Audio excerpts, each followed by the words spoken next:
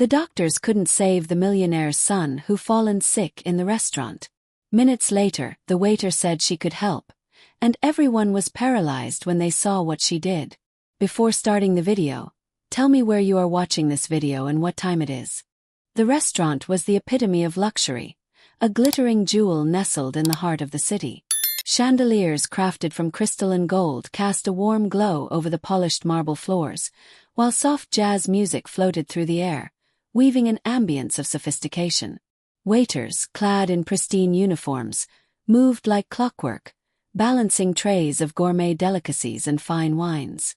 Every table held a story of celebration or importance, but none more so than the one in the private section, reserved for one of the wealthiest families in town.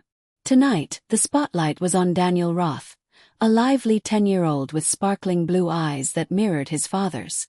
It was his birthday, and the occasion was nothing short of grand.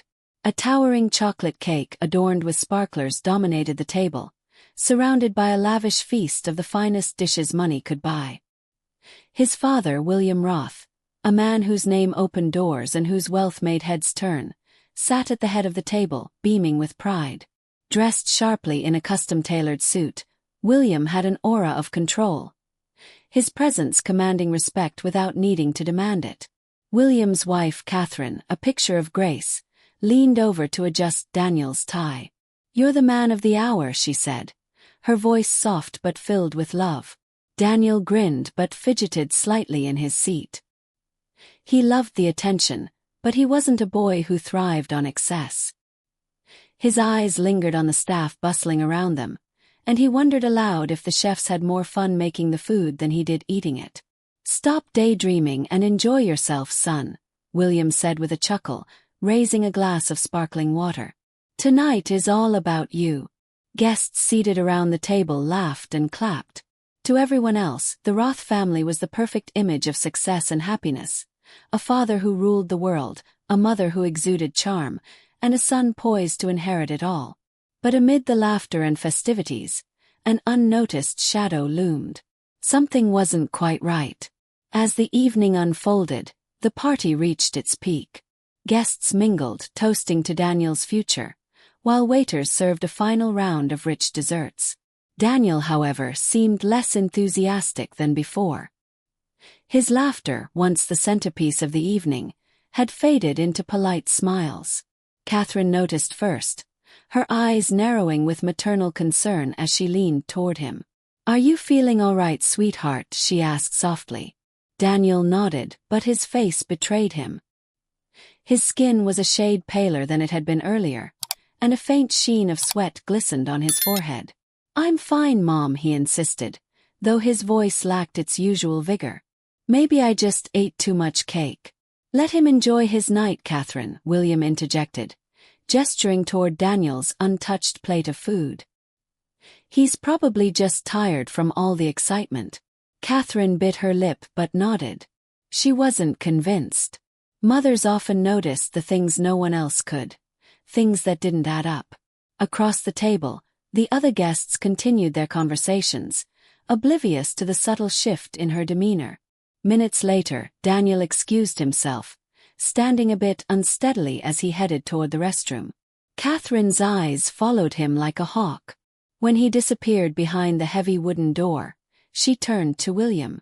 "I think something's wrong," she said firmly. "Catherine, relax," William replied, sipping his drink. "He's just a boy. Boys get tired, especially when they're at the center of a celebration like this." The nagging sense of unease spread through her like a slow-moving storm. Meanwhile, in the restroom, Daniel splashed cold water on his face, trying to shake off the dizziness that had begun to cloud his mind. His reflection in the mirror startled him. His cheeks were sunken, his eyes dull. The bathroom spun for a moment, and he gripped the sink tightly to steady himself. By the time Daniel returned to the table, he looked worse. His steps were deliberate, as though walking required more effort than it should. Catherine stood immediately, rushing to his side. "Daniel, sit down, are you all right? I feel weird," Daniel mumbled, his voice barely audible. Then, as though pulled by an invisible string, He slumped into the chair. His breathing grew shallow, and his head lolled slightly to the side. "Daniel!" Catherine's sharp cry cut through the lively chatter of the restaurant. The room fell silent as all eyes turned toward their table. Guests froze, some exchanging worried glances while others strained to see what was happening. William's face twisted in alarm as he rushed to his son. "Call a doctor now," he barked, his commanding tone jolting the nearest waiter into action. Daniel's symptoms grew worse by the second. His lips were tinged blue, and his small body trembled as though fighting an invisible force. A sense of dread filled the air, suffocating the once vibrant atmosphere. The doctor on site, a fellow diner who had rushed over, examined Daniel swiftly. "His pulse is weak," he announced grimly. "We need to stabilize him before it's too late." But nothing seemed to work. The tools at their disposal were inadequate, and the young boy's condition continued to deteriorate. Catherine clutched Daniel's hand, her tears falling onto his motionless fingers. The room, filled with society's most affluent and powerful, was now eerily quiet. Amid the murmurs of uncertainty and fear, an unspoken question lingered in everyone's mind. Was this boy beyond saving? The silence in the restaurant shattered when Daniel collapsed entirely, his small body slipping from the chair to the floor. Catherine screamed, falling to her knees beside her son. William's powerful voice barked commands, but there was no mistaking the fear that laced his words. "Somebody get help," he roared. "We need an ambulance." The once elegant dinner party was now a scene of chaos. Waitstaff hurried to comply, while guests either stared in shocked silence or whispered in hushed tones. A few brave souls stood, offering assistance, but the room carried an overwhelming sense of helplessness. The doctor who had been tending to Daniel shook his head, beads of sweat forming on his brow. "We're running out of time. His heart rate is dropping rapidly. Without proper medical intervention." "I don't want to hear without," William snapped, his fists clenched. "You're a doctor. Do something." "I'm a general practitioner, not an ER specialist," the man replied, his voice tight with guilt and urgency. "I need equipment I don't have." Catherine sobbed uncontrollably, holding Daniel's head in her lap. His lips were now a deep blue, his breaths shallow and strained. The vibrant, curious boy who had lit up the room earlier that night was slipping away before their very eyes. William stood frozen for a moment, his mind racing. He had spent his life solving problems, business deals, financial crises, even legal battles, but none of his power or wealth could solve this. It was a crushing realization, and his face reflected the weight of it. The ambulance was on its way, but the minutes stretched into an eternity. Every second felt like a cruel twist of fate, mocking their helplessness. Catherine's cries filled the room, echoing off the restaurant's opulent walls. Among the chaos, one voice broke through the clamor. "Wait, I can help." Heads turned toward the source of the voice. A young woman in a server's uniform stood near the edge of the room, her hand raised hesitantly. Her dark hair was pulled back into a simple ponytail, and her eyes were sharp with determination. "You." William's voice was incredulous, almost mocking. "You're a waiter." "Yes, but," she faltered, then straightened her posture. "I've seen this before. I think I know what's happening to him." The doctor stepped forward, his skepticism evident. "This boy needs immediate medical attention, not guesswork from a restaurant staff member." "I'm not guessing," the young woman replied firmly. "I was training as a field medic before I came here. I think I can help him." Catherine looked up, desperation written all over her tear-streaked face. You can help him. Please, do something." "Absolutely not," William interjected, his tone harsh. "We don't have time for amateurs." "We don't have time for anything," the waiter interrupted, her voice cutting through his protest like a knife. "If we wait any longer, he won't make it." Her words hung in the air, heavy with unspoken truth. William's jaw tightened, the war between his pride and his love for his son playing out in a silent battle. Catherine's hand clutched his arm. William, please. Let her try. The tension in the room reached a fever pitch. The boy's fate now rested on a single decision. William hesitated, his face contorted with conflicting emotions. The weight of the moment pressed down on him, every instinct screaming against trusting a stranger with his son's life. Yet when he glanced at Daniel, pale and motionless on the floor, it was clear he had no choice. "Fine," he said through gritted teeth, his voice a mix of anger and desperation. "Do whatever you can." The young woman nodded, her composure unwavering despite the palpable tension.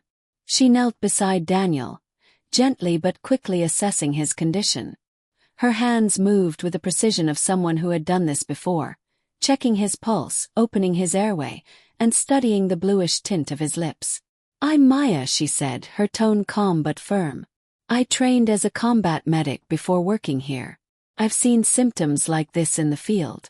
It's either a severe allergic reaction or poisoning." "Poisoning?" Catherine gasped, her voice trembling. "But how?" "He's just a child." Maya didn't answer immediately. Her focus remained on Daniel. "His throat is swelling," she said after a moment. "If I don't act now, he'll stop breathing entirely." She turned to a nearby waiter who had been frozen in place, watching the scene unfold. "Do you have a first aid kit? Anything with adrenaline or antihistamines?" The waiter blinked, then nodded. "In the kitchen. I'll get it." "Oh. Now," Maya said, her tone leaving no room for argument. The waiter darted off, disappearing into the kitchen. The doctor who had been attending to Daniel frowned.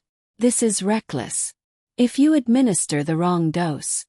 "I'm not asking for your permission," Maya snapped, her voice cutting through his objections. "I know what I'm doing." William watched her intently, his arms crossed tightly over his chest. "You're awfully confident for a waitress," he said, his tone sharp.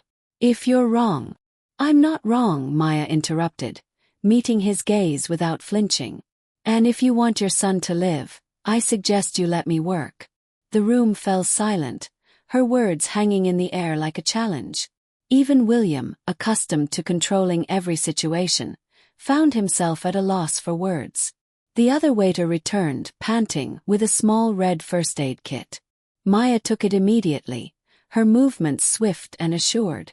She pulled out a pre-loaded syringe of epinephrine, inspecting it briefly before preparing to administer the injection. "Wait," William said, stepping forward. "What are you?" "Trust me," Maya said, cutting him off. She spoke with a calm that belied the urgency of the situation.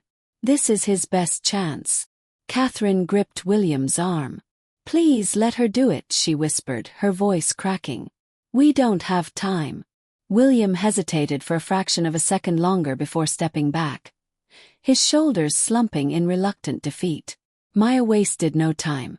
She positioned the syringe carefully and injected the epinephrine into Daniel's thigh. "Come on, kid," she whispered under her breath. "Stay with me." All eyes were on Daniel as the seconds dragged on, each one feeling like an eternity. The entire restaurant held its breath, waiting to see if Maya's intervention would be enough. Daniel's stillness was agonizing. Maya knelt by his side, her hands hovering near his chest as though willing him to respond. Seconds ticked by, and the faint murmur of guests in the background turned into an oppressive silence. Catherine leaned closer, her fingers gripping Daniel's arm. "Why isn't he waking up?" she asked, her voice trembling with panic. "You said this would help." "It will," Maya said, though her voice carried a hint of tension. She glanced at Daniel's face, searching for the smallest sign of improvement. Sometimes the body needs a moment to respond. "He's fighting. Give it time." William stepped forward, his expression a storm of rage and fear. "We don't have time," he snapped. "If this doesn't work, then he's already gone," Maya cut in sharply, her eyes locking with his. "And we'll deal with that if it comes. But right now, this is the only shot he has." Her words hit William like a slap. He froze, his face pale, before stepping back with a curt nod. Maya turned her attention back to Daniel, whispering under her breath, though her words were too quiet for anyone else to hear. Finally, a small, ragged gasp escaped Daniel's lips. His chest rose unevenly as his body struggled to pull in air. Catherine let out a choked sob, and William fell into a chair, his head in his hands. "He's breathing," Maya said, relief evident in her voice. "It's shallow, but it's there." The tension in the room eased slightly, but the battle wasn't over. Maya scanned Daniel's symptoms again. His lips were still tinged blue, and his body was limp. "This isn't enough," she muttered, more to herself than anyone else. "His airways are still partially blocked. We need to clear them." "What else can you do?" the doctor asked, his tone still skeptical but less combative. "You've already administered epinephrine. I need to keep him stable until the paramedics arrive," Maya replied. She grabbed a small plastic mask from the first aid kit, attaching it to a bag valve. "I'll help him breathe manually." Maya placed the mask over Daniel's mouth and nose, squeezing the bag in a steady rhythm to deliver oxygen. Catherine knelt beside her, watching every movement with a mix of hope and terror. "Will he make it?" she whispered. Maya glanced at her, and for the first time, her confident mask slipped slightly. "I don't know," she admitted. "But I'm not giving up." The room, once filled with celebration and laughter, was now a somber theater of life and death. Guests who had initially remained at a distance began to creep closer, their curiosity overtaking their initial fear. Among them was a man in a chef's uniform, his face pale as he watched the scene unfold. As Maya worked, she became aware of the scrutiny from the crowd. Her hands moved steadily, but she could feel the weight of their stares. Doubt hung in the air, like a collective question.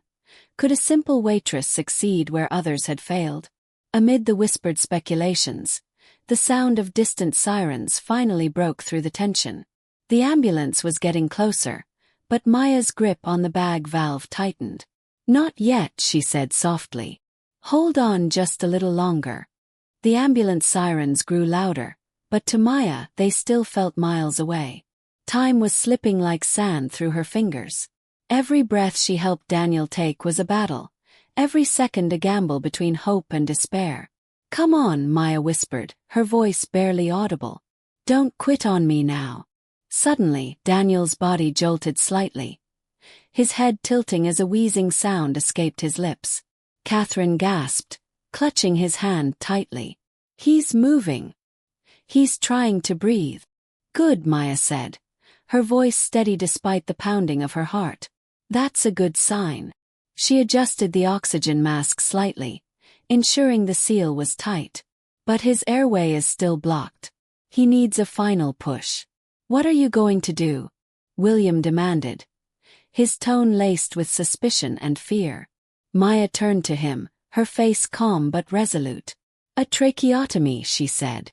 "It's the only way to ensure he can get enough air until the paramedics arrive." The words struck the room like thunder. Gasps rippled through the crowd, and William's eyes widened in shock. "A tracheotomy," he repeated. "You're not qualified for that." "I am," Maya said, her voice firm. "I was trained for battlefield conditions, where we don't always have fancy tools or time to wait. I've done this before, and I can do it now." "No," William snapped, stepping forward. "You've done enough. The paramedics will handle the rest." "We can't wait," Maya argued, her voice sharp. "Every second his airway stays blocked, his brain loses oxygen. He doesn't have time for an ambulance ride to the hospital. If you want him to survive, I need your permission now." The weight of her words hit William like a physical blow. He looked at Daniel, so small and fragile on the floor, and then at Catherine, who nodded through her tears. "Please, William," she whispered. "Let her do it." The room held its breath as William struggled with the decision. Finally he stepped aside, his jaw tight. "Do it," he said hoarsely. "Just save my son." Maya didn't waste a moment. "I need a knife, something sharp and small," she called out. The head chef, who had been watching from the sidelines, stepped forward with a paring knife. His hands trembled as he handed it over. Maya nodded her thanks, then instructed another waiter to bring a straw or hollow tube. The audience watched in stunned silence as Maya worked, her hands steady despite the high stakes. She made a small incision in Daniel's throat, her movements swift and precise. Catherine turned her face away, tears streaming down her cheeks, while William gripped the back of a chair so hard his knuckles turned white. Finally, Maya inserted the makeshift tube into the incision, creating a direct airway. "Come on," she murmured, her voice barely above a whisper. "Breathe." The room was so quiet you could hear the faintest rasp of air as Daniel's chest rose and fell. It was small, almost imperceptible, but it was enough. "He's breathing," Maya said, exhaling deeply. "He's stable for now." The sound of applause erupted from the crowd, though it was tinged with disbelief and awe. Maya sat back on her heels, exhausted but relieved, as the paramedics rushed through the doors. The paramedics wasted no time. They swarmed the scene with a precision born of training and experience, taking over from Maya with nods of acknowledgement. One medic knelt beside Daniel, checking the makeshift airway Maya had created, while another hooked up an oxygen tank to ensure proper airflow. "He's got a pulse," one paramedic confirmed. "Breathing's shallow but improving." The tension in the room began to dissipate, replaced by a cautious wave of relief. Catherine sobbed into her hands, while William, usually so composed, looked like a man who had just fought and lost a war. His shoulders sagged and his face was pale, but his eyes never left his son. "Will he be okay?" Catherine asked, her voice trembling. She reached out as if to touch Daniel but hesitated, afraid to disturb the fragile balance. "We're stabilizing him," the lead paramedic said. "He's responding well, but we'll need to get him to the hospital for further monitoring." Maya stood to the side, her hands still smeared with Daniel's blood. She looked exhausted, her hair disheveled and her uniform stained, but her eyes remained on the boy she had fought to save. She didn't flinch when the paramedics questioned her work. Her calm, confident answers only further cemented her role as the night's unlikely hero. Catherine turned to Maya, her expression a mix of gratitude and disbelief. You saved him," she whispered. Her voice broke, and she reached out to grab Maya's hand. "Thank you." Maya gave a small, tired smile. "I did what I could," she said softly. "He's strong. He just needed a little help." William approached slowly, his gaze fixed on Maya. For a moment, he seemed at a loss for words, a rare occurrence for a man who made his fortune with them. Finally, he extended his hand. "You saved my son," he said, his voice gruff. "I don't know how to thank you." Maya hesitated, then shook his hand firmly. "I don't need thanks," she said. "I'm just glad I was here." As the paramedics prepared to move Daniel onto a stretcher, the restaurant staff and guests began to applaud. The sound started softly but grew, filling the room with a mixture of respect and awe. Maya's cheeks flushed, and she glanced around, suddenly self-conscious under the weight of so many eyes. "Is he really going to be okay?" Catherine asked again, her voice still shaky. The lead paramedic nodded. "It looks like it." "You were lucky," he said, turning to Maya. "Most people wouldn't have known what to do in this situation. What you did probably saved his life." William's eyes darkened at the word lucky. He looked around the room as though searching for an answer to the unspoken question hanging in the air. How had this happened? Catherine, too, seemed to sense something amiss. "What caused this?" she asked, her voice tinged with fear. "What could have made him so sick so fast?" The paramedics exchanged uncertain glances. "It could have been a severe allergic reaction or exposure to a toxin," one said.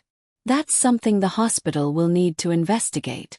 Maya's expression shifted, her eyes narrowing slightly. She stepped closer to William and Catherine, lowering her voice. "I don't want to alarm you," she said, "but his symptoms weren't random. It looked like poisoning to me, intentional." The words hit like a thunderclap. Catherine gasped, her hand flying to her mouth, while William's face hardened into a mask of fury. "Poisoning," he said, his voice low and dangerous. "You think someone tried to hurt my son?" Maya nodded. I've seen it before. The symptoms don't match a typical allergic reaction. I think someone wanted this to happen. Maya's words reverberated in the stunned silence that followed. Catherine clutched William's arm, her face pale. Who would want to poison Daniel? She whispered, her voice trembling with disbelief. He's just a child. William's jaw tightened, his gaze hardening into one of steely determination. I don't know, he said, his voice low, but I'll find out. Maya knelt to retrieve the blood-stained first aid kit, her movements deliberate. It could have been accidental, she said cautiously, her tone measured. But based on how quickly it happened, the symptoms suggest something deliberate. A fast-acting poison or allergen could have been slipped into his food. The head chef, who had lingered nearby, stepped forward nervously. Poison? In my kitchen? He asked, his voice laced with both shock and offense. That's impossible. We run a clean operation here. Maya stood and fixed him with a level stare. I'm not accusing anyone yet, she said. But if his symptoms were caused by something he ate, it might have happened here. We need to trace everything he consumed tonight. The chef hesitated, then nodded. I'll check with my staff. William didn't wait. He turned to one of the waiters. Bring me the plates, everything my son ate. I want every dish tested. Of course, sir, the waiter stammered before rushing off toward the kitchen. Catherine sank into a chair, her hands trembling as she pressed them to her face. This can't be happening, she murmured. Who would do this? Why? Maya glanced at Catherine, her expression softening. Sometimes it's not personal, she said gently. But sometimes, her voice trailed off as her gaze flicked toward the staff bustling in the background. Sometimes it is. Moments later, the waiter returned with Daniel's plates, setting them down on the table. The dishes looked innocuous. Half-eaten pasta, a small piece of steak, and a smear of chocolate cake left from the birthday dessert. Maya crouched beside the plates, studying them closely. Her eyes lingered on the cake. Was this made in-house? She asked. The chef nodded. Yes, of course. Everything we serve is made fresh here. Maya frowned, picking up a fork still smeared with frosting. She sniffed it carefully, her expression unreadable. Chocolate cake, she murmured. If the poison was in the dessert, it could have been hidden easily. It's sweet enough to mask most unusual flavors. The chef bristled. Are you saying one of my staff tampered with the food? I trust my team implicitly. I'm saying we should look for answers, not make assumptions, Maya said sharply. She set the fork down and turned to William. Does your son have any known allergies? No, Catherine interjected before William could answer. He's perfectly healthy. He's never had a reaction like this before. Maya nodded thoughtfully. Then it's less likely to be accidental. The conversation was interrupted by a commotion in the kitchen. Raised voices filtered through the door, and a moment later, a sous chef burst into the dining room, his face pale. He held up a small, empty vial. This was in the trash, he stammered. It wasn't ours. Maya's eyes narrowed. She took the vial and inspected it, sniffing the residue inside. Ricin, she said after a moment, her voice heavy. It's odorless, tasteless, and lethal in small doses. If this was mixed into his food. The room erupted into chaos. Catherine gasped, clutching her chest, while William's face turned ashen with fury. How the hell did this get into my son's dinner? He thundered. Who's responsible for this? Maya held up a hand, her calm demeanor cutting through the panic. This changes everything, she said. Someone here had access to the food and brought this in. It wasn't an accident, it was planned. The vial in Maya's hand was the missing piece that turned confusion into dread. Its tiny, unassuming size made it even more sinister. Catherine couldn't tear her eyes away from it, her mind racing as she tried to process what it meant. William, however, was already on the offensive. He turned to the head chef, his voice like a crack of thunder. Who had access to the kitchen? Who could have slipped that into my son's food? The chef, his usual confidence shaken, stammered. "Everyone in the kitchen is someone I've worked with for years. I trust them. But anyone could have come in. We've been busy tonight. Staff, waiters, even delivery drivers." "Delivery drivers don't bring poison," William barked. "Someone did this on purpose. Someone here." His eyes swept the room, cold and calculating, and the weight of his accusation fell on every staff member present. "Mr. Roth, I understand your anger," the chef said, his voice quivering. "But I swear none of my team would ever." "That's what we're going to find out," William interrupted. "Nobody leaves until we know who's responsible." The declaration sent a ripple of unease through the crowd. Guests murmured to one another, their discomfort palpable. Waitstaff glanced at each other nervously, whispering under their breath. The once celebratory atmosphere was now laced with suspicion and fear. Maya stepped forward, her tone even but commanding. "We need to stay calm," she said, her gaze flicking between William and the chef. "Panic will only make this harder to figure out. If the vial was in the trash, whoever used it probably didn't have time to hide it. That means they were rushed, likely in this room." William's glare narrowed as he addressed the staff. "Does anyone know who might have done this? If you saw something, speak up now." Silence. Then a voice from the crowd, "Wait." All heads turned to a waiter near the back of the room. His hands trembled as he raised them defensively. I don't know who did it," he stammered, "but I saw someone acting weird earlier." "Who?" William demanded, advancing toward him. "Who did you see?"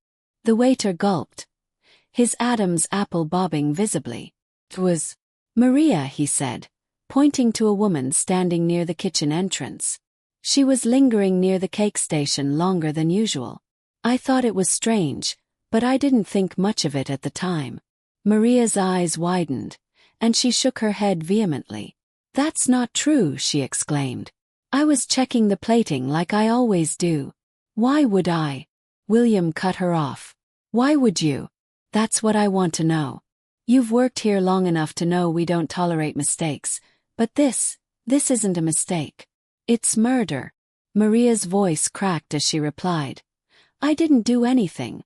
I swear." Maya stepped between them, her voice steady but firm. "Let's not jump to conclusions. This vial could have come from anyone, and pointing fingers without evidence won't help us." At that moment, another staff member spoke up, their voice hesitant. "Maria argued with the chef earlier today. She said she was tired of the way she was being treated. Said she'd had enough. I was upset, but that doesn't mean I'd hurt anyone." Maria cried, tears streaming down her face. "This is a mistake." The room buzzed with tension as suspicions circled Maria. William leaned in, his voice cold. "If you didn't do it, then prove it." Maria sobbed, unable to find the words to defend herself. Maya frowned, her instincts telling her that something didn't add up. She looked back at the vial in her hand, her mind racing. "Wait," she said suddenly, her voice cutting through the noise. "If this was planned, there might be more evidence, something they left behind. Did anyone see anything out of place near the cake station or the trash?" A busboy hesitated before raising his hand. "I saw a glove," he said. "It was in the bin by the station." "It wasn't ours, I swear." Maya's eyes sharpened. "Show me." The busboy hurried off, returning moments later with a single latex glove, smeared with chocolate frosting. Maya examined it carefully. Inside, faint traces of residue matched the contents of the vial. "This might be it," she said. "But it's not conclusive." She turned to William. "We need to involve the authorities. They'll be able to test this for fingerprints and residue. We're out of our depth here." William nodded, his face grim. "Do it. Call them." As the police were called, Maria was led to a chair, still sobbing. The tension in the room was suffocating. Though Maria seemed the obvious suspect, Maya couldn't shake the feeling that there was more to the story. The arrival of the police brought a new wave of tension to the restaurant. Uniformed officers entered with a quiet efficiency that contrasted sharply with the earlier chaos. Guests murmured anxiously, their unease mounting as the officers cordoned off the area around Daniel's table and the kitchen. Maya stepped forward, still holding the vial and the glove. "These were found near the scene," she explained to the lead officer, a no-nonsense woman with sharp eyes and a commanding presence. "The vial contained a substance I believe to be ricin, and the glove has traces of chocolate frosting. Both should be tested for fingerprints or residue." The officer nodded, her expression unreadable as she took the evidence. "We'll process these immediately," she said. "But we'll also need to question everyone here. Nobody leaves until we've gotten statements." William crossed his arms, his face like stone. "Start with her," he said, pointing to Maria, who sat trembling in the corner. Maria's tear-streaked face contorted in protest. "I already told you I didn't do anything," she cried. "Why would I hurt a child?" "People have their reasons," William said coldly. "Maybe you thought you could send a message by hurting my son." The officer silenced him with a look. "We'll handle this, Mr. Roth. Let us do our job." Maria's interrogation began, her denials coming rapid and tearful. She admitted to being frustrated with her job and arguing with the chef earlier in the day, but she vehemently denied poisoning Daniel. "I wouldn't even know how to get something like that," she sobbed. "Please, you have to believe me." Maya watched intently, her instincts on high alert. Maria's fear seemed genuine, and though the glove and the argument painted her as an easy target, something about the story didn't sit right. Meanwhile, other staff members were questioned. Most had nothing to add, shaking their heads and offering nervous glances toward Maria. Then the head chef stepped forward, his hands wringing the edge of his apron. "I didn't think it mattered at the time," he began hesitantly, "but there was a man in the kitchen earlier who didn't belong there." "What man?" the officer asked sharply. The chef frowned. "I assumed he was a delivery driver or part of the staff from the front of the house. He was wearing a uniform, but I didn't recognize him. He said he was there to check inventory." "Why didn't you report this?" William snapped. "I didn't think anything of it at the time," the chef said defensively.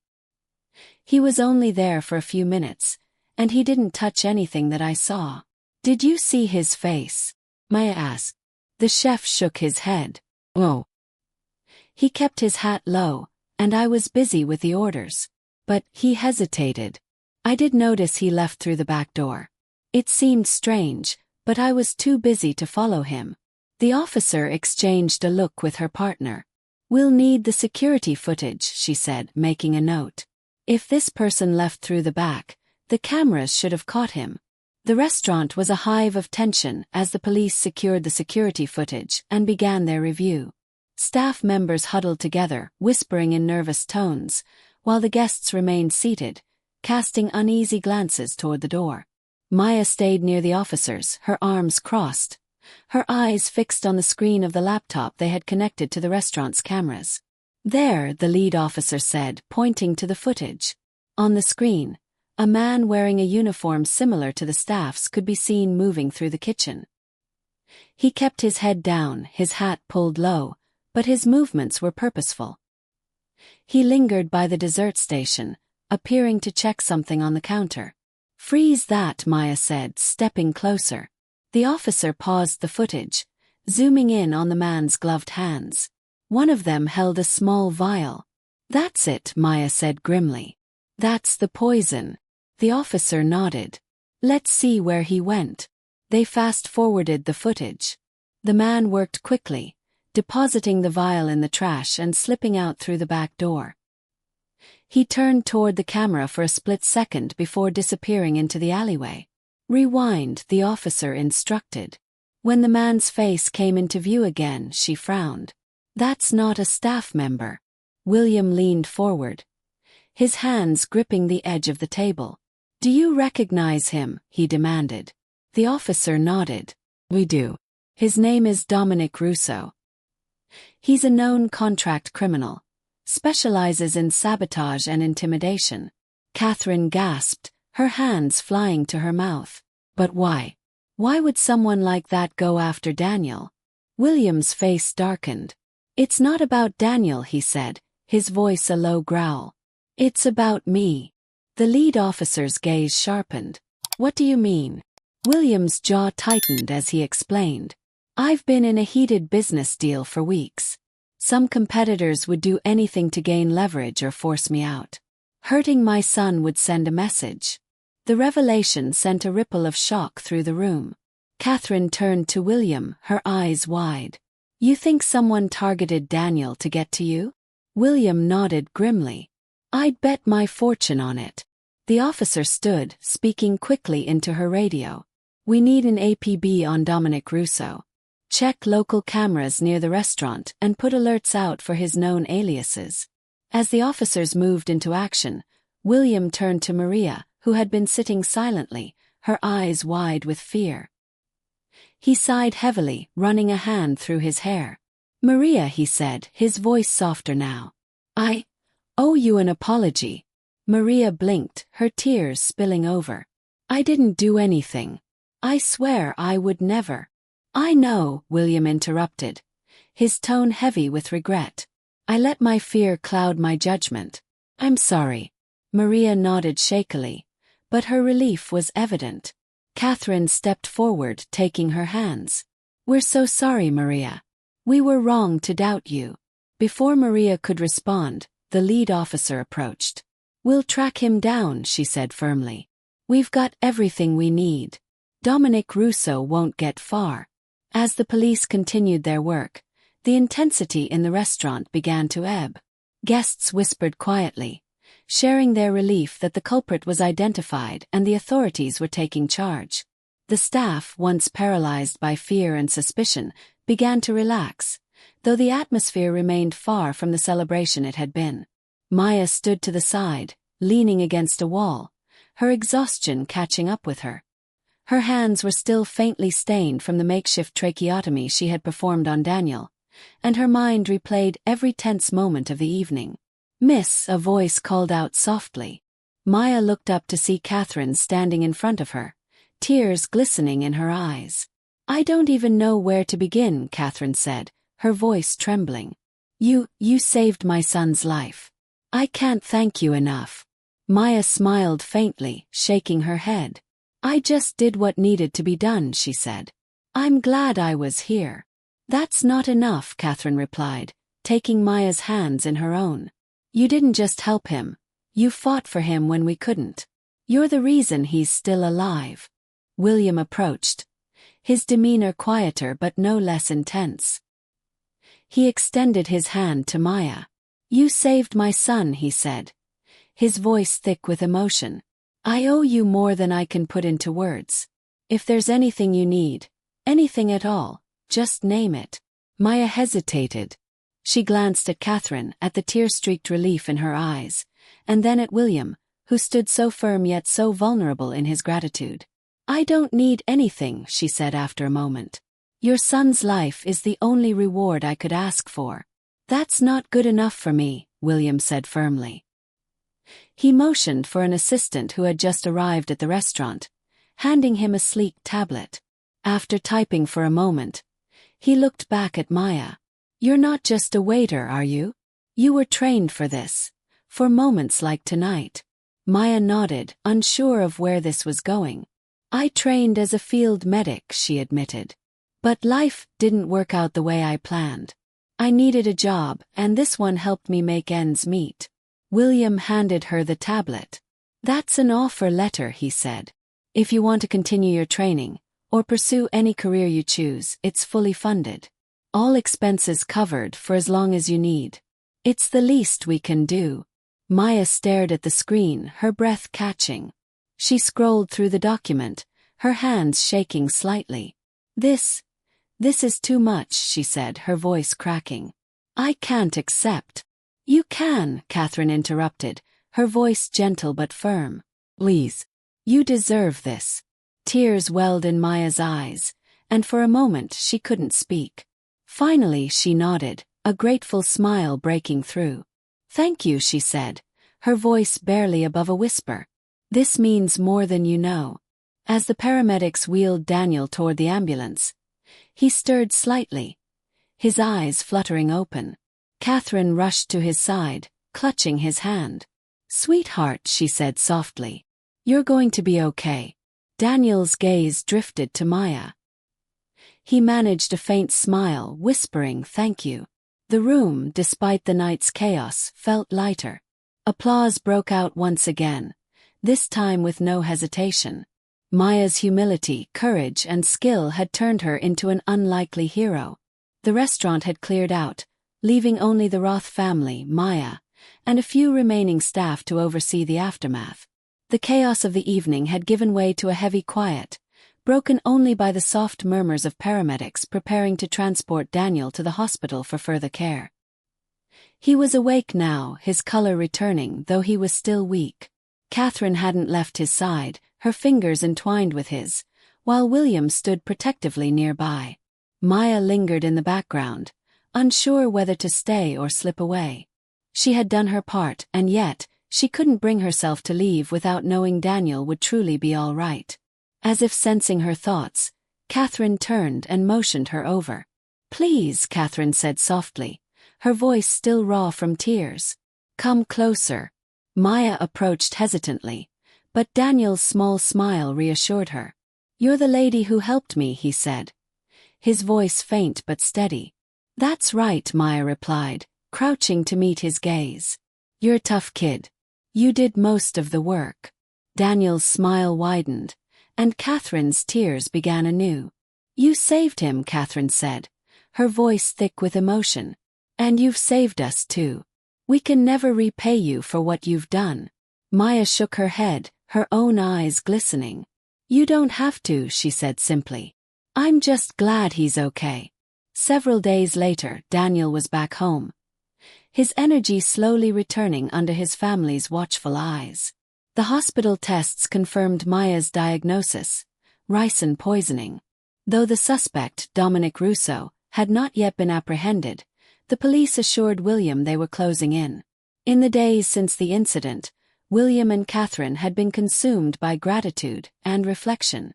The ordeal had shaken their perspective, exposing vulnerabilities they had ignored for too long. "We've spent so much time chasing success," Catherine confided to William one evening, "but when it mattered most, none of it could save our son. Maya did that. A stranger did that." William nodded solemnly. "It's time we used what we have for something greater." The next morning, William called Maya. "I know we've offered you funding for your training," he said, "but Catherine and I want to take it a step further. We've decided to establish a foundation in Daniel's name, to provide medical training scholarships and fund resources for emergency responders. We'd like you to help us shape it." Maya was stunned. "Me?" she asked, her voice faltering. "I don't know if I'm qualified." "You saved my son's life," William interrupted. "That makes you qualified." "Yes." After a long pause, Maya agreed, her heart swelling. "I'd be honored." For the Roth family and Maya, the night of terror became the seed of something transformative, a legacy of hope, courage, and second chances. Months later, a quiet ceremony was held to announce the launch of the Daniel Roth Foundation for Emergency Training and Medical Support. The foundation would provide scholarships for aspiring medical professionals and fund life-saving equipment for underserved communities. Maya stood on stage beside the Roth family, her nerves evident but overwhelmed by gratitude. As William addressed the small crowd, his voice carried a rare humility. "The events of that night changed our lives forever," he said.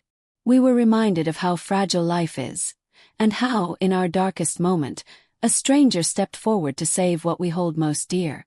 Maya is proof that heroes don't wear capes. They wear aprons, uniforms, and whatever life gives them." The audience applauded warmly as Maya stepped to the microphone. She glanced at William, Catherine, and Daniel, who grinned proudly from the front row. "I'm honored to be here today," she began, her voice steady despite the emotion in her eyes. "That night wasn't about me. It was about doing what needed to be done. I'm so grateful this foundation will help others be ready when they're needed most." The applause swelled as Maya stepped back, tears in her eyes. Behind her, the foundation's slogan was revealed: "Everyday Heroes, Extraordinary Impact." As the ceremony concluded, Maya knew she'd found her purpose, and the Roth family had turned tragedy into a mission that would inspire countless lives.